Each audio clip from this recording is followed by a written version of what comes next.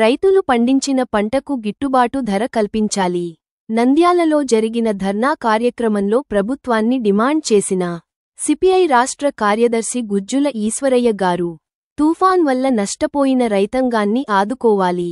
CPI రాష్ట్ర కార్యదర్శులకు సభ్యులు K Ramanjaneyulu రైతులకు గిట్టుబాటు ధర కల్పించి నష్టపోయిన రైతాంగాన్ని ఆదుకోకపోతే ఉద్యమాలు ఉధృతం చేస్తాం ప్రభుత్వాన్ని హెచ్చరించిన సిపిఐ నంద్యాల జిల్లా కార్యదర్శి రంగనాయుడు గారు రైతులు పండించిన వరి మొక్కజొన్న పత్తి పంటలకు గిట్టుబాటు ధర కల్పించాలని, తుఫాన్ వల్ల నష్టపోయిన రైతులకు నష్టపరిహారం ఇచ్చి ప్రభుత్వం ఆదుకోవాలని సిపిఐ రైతు సంఘం ఆధ్వర్యంలో నంద్యాల పట్టణంలోని ఎంఆర్ఓ కార్యాలయం ఎదుట రహదారిపై ధర్నా కార్యక్రమం నిర్వహించి అనంతరం నంద్యాల ఎంఆర్ఓ కార్యాలయ డిప్యూటీ తహసీల్దార్ గారికి వినతిపత్రం ఇవ్వడం జరిగింది.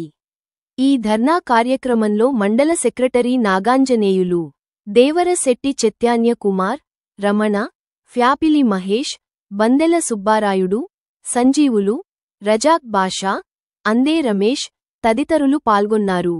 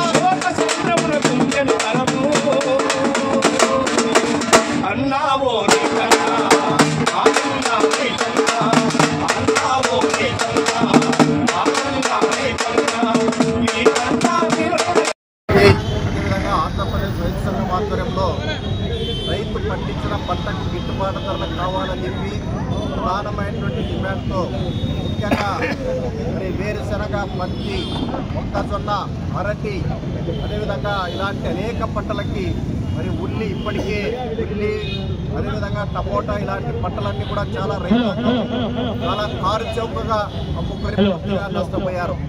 ఈ సందర్భంగా రాష్ట్ర ప్రభుత్వాన్ని మేము డిమాండ్ చేస్తూ ఉన్నాం.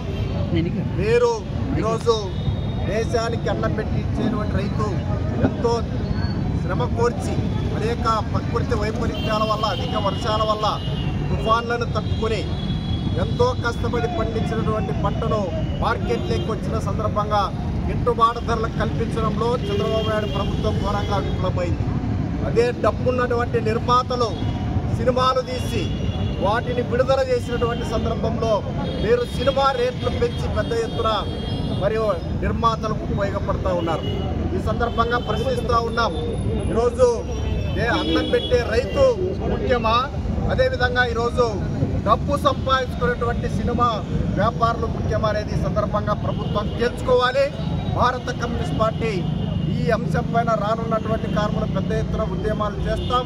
ఈరోజు ఇప్పటికైనా ముఖ్యమంత్రి చంద్రబాబు నాయుడు, ఇక్కడ వ్యవసాయ శాఖ మంత్రి తక్షణమే ఈ రాష్ట్రంలో గిట్టుబాటు ధర కల్పించడానికి పూనుకోవాలని చెప్పేసి సిపిఐ తరఫున డిమాండ్ చేస్తూ భవిష్యత్తులో ఈ పోరాటాన్ని ఉధృతం చేస్తామని చెప్పేసి హెచ్చరిస్తాము.